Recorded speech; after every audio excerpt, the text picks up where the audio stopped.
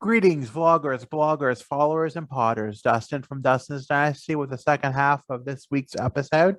Today, we're going to talk about boundaries. And, sometimes for people with autism, boundaries are like those linear things that we can't see and they're very hard to understand. So when we have friends and we want friends because like everybody with autism wants to be heard. They want to hear about their interests or things they like to do. You want to meet people with like interests. You want to, have somebody who just understands you and wants to be part of your life. And isn't that what everybody wants? Everybody wants friends, right? They don't want to be so cloistered and so alone that it's sad. So, I've talked about boundaries for a long time. I might have done a couple other videos here, a time or two, but I really never focused on them as much as I have now because I have to learn. When you have friends, sometimes they're going to say things that you don't want to hear, or that you don't want to share things about yourself that are too over the limit. And so sometimes you have to set boundaries, and it's essential that that it's done in the way that you need to do it. You don't want to hurt that person in the process, because then you're going to lose a friendship that you might need further down the road. So if you have more rigid boundaries, you might keep others at a distance. You might seem detached. You might have a few close relationships, or you may even avoid close relationships altogether. If you have more loose or open, you're involved in others' problems, which it can be a whole thing.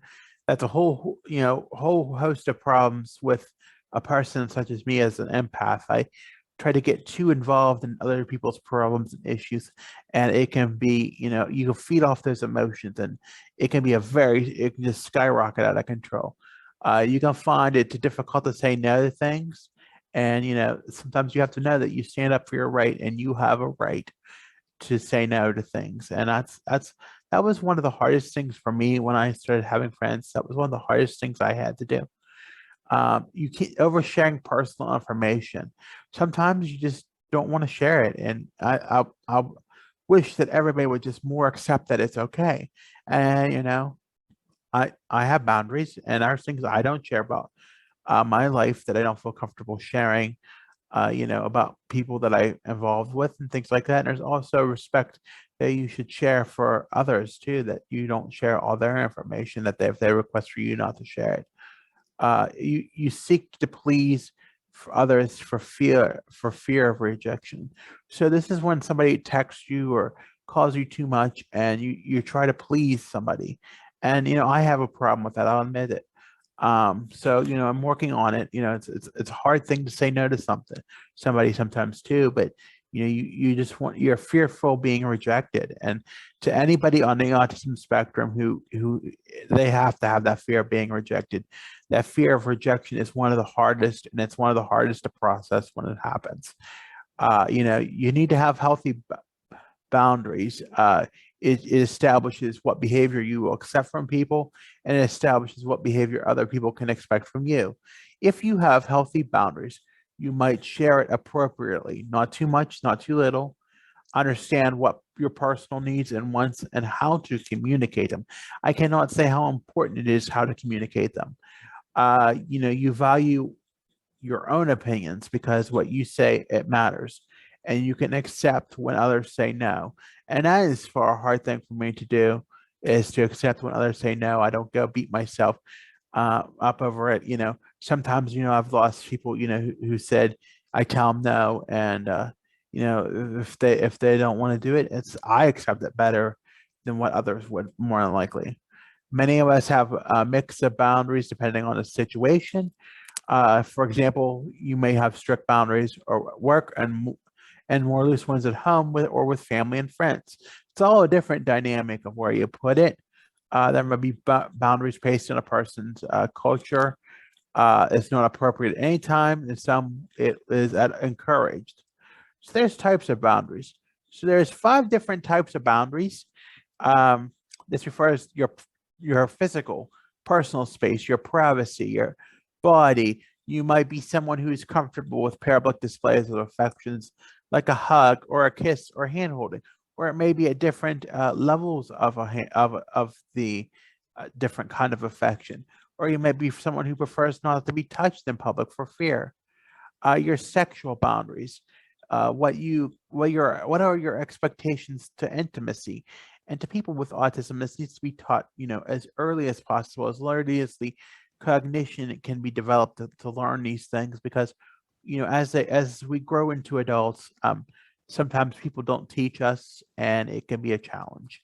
And I had to discover my boundaries in that area, for a long time, such as comments and touch may not be comfortable for someone, where someone may really like it. Your intellectual boundaries concerning your thoughts or beliefs.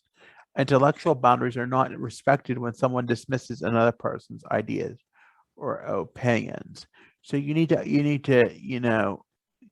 have to respect the intellectual boundaries, as well as develop your own.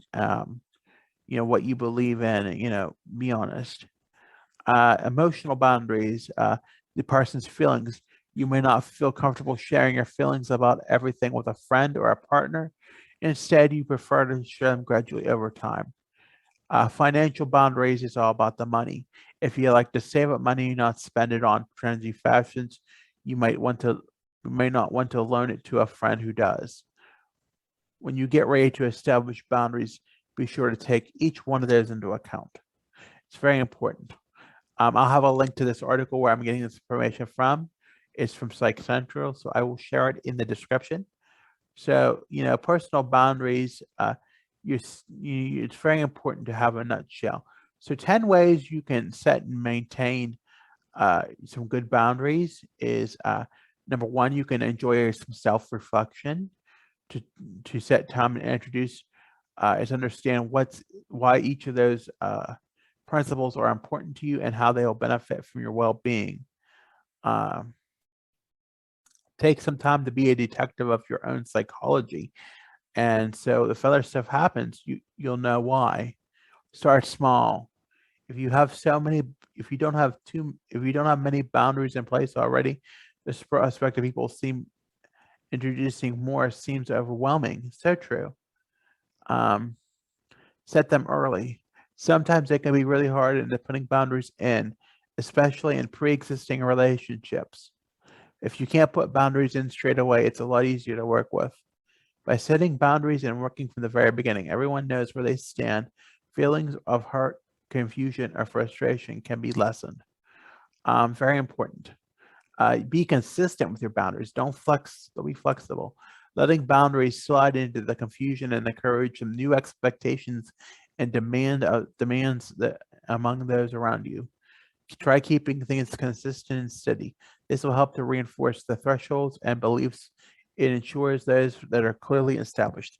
Create a framework. Uh, you know, Boundaries vary different depending on the type of relationship.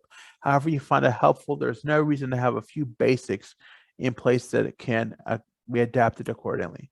Consider getting an hour or two of alone time each weekend. This boundary can apply if you live with a partner, have a busy social schedule with friends, or close with your family. Feel free to add extras. Some aspects of life, there are boundaries already in place, such as the workplace, but consider these as a minimum. Colleagues will likely have some of their own in place, and so Katie, add some too.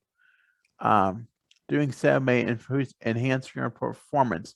Found employees that personal um, workplace boundaries felt more empowered. Be aware of social media.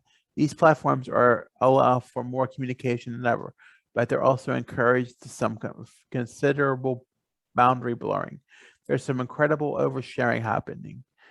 As research shows, half of us are concerned that friends and family will post personal information or photos we do not want shared publicly. If you deem a particular action as boundary crossing in your real life, your concerns are no less valid than when it occurs digitally. You will have to expose yourself to social media, and that's distressing you. Talk, talk, talk.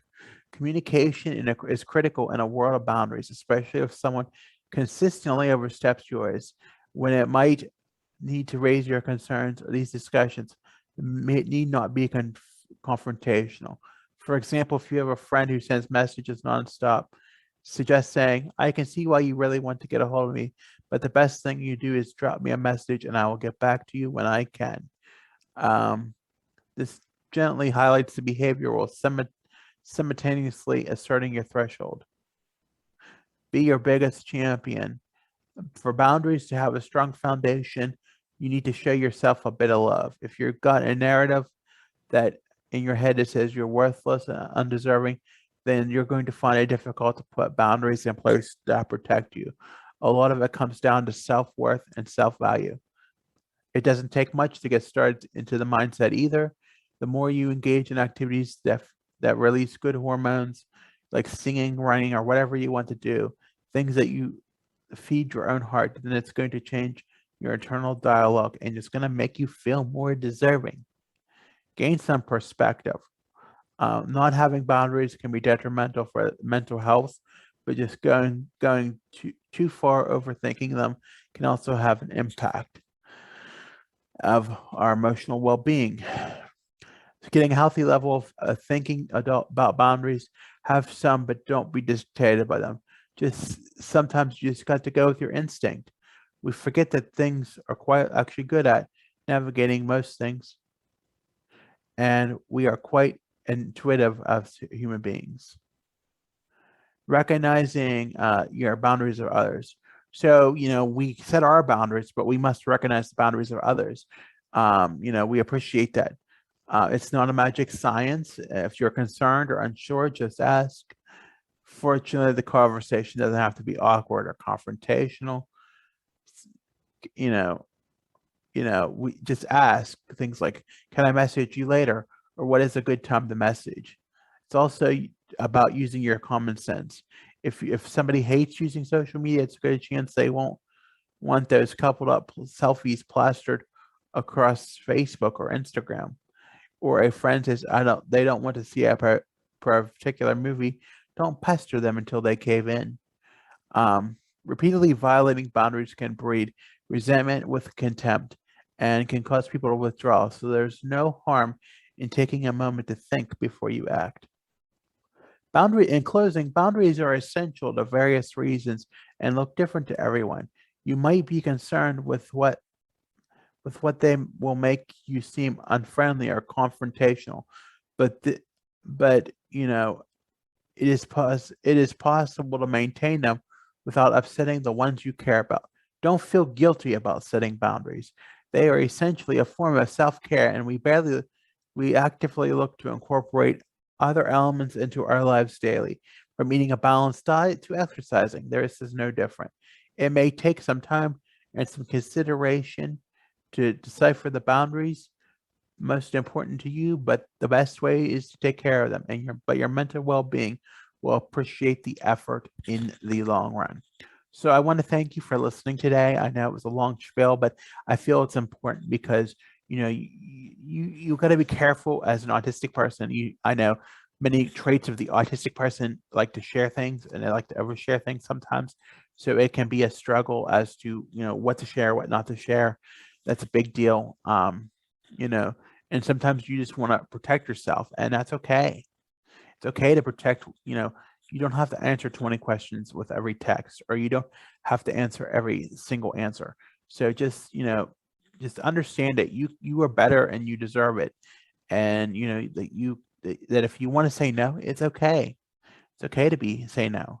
So I want to thank you again for listening to this vlog. If you haven't already, be sure to like my subscribe to my channel. If you like this video, be sure to tap the thumbs up button. And if you want to hear more content, be sure to hit the bell at the top. As always, I'm on Facebook, Instagram, and Twitter at Dustin's Dynasty. On YouTube at Dustin's Dynasty.